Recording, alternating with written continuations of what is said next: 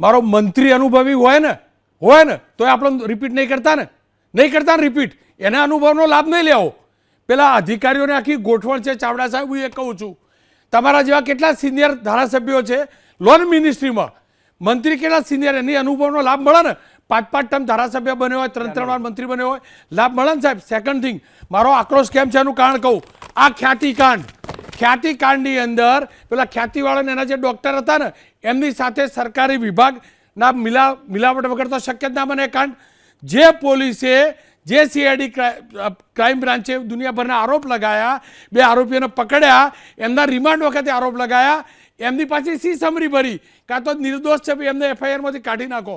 આ બધું અધિકારીઓનું સાહેબ જે લાઈન ચાલે છે ને, એટલે કહ્યું ચાવડા સાહેબ, આપ તો નેતા છો, આપ પ્રમાણિક અધિકારી પણ હતા, પ્રમાણિક નેતા પણ છો, અસરદાર વ્યક્તિ પણ છો, ને એટલે કહું છું અભ્યાસ કરજો. આપ અસરદાર વાત કરી શકો છો એટલે અપેક્ષા છે.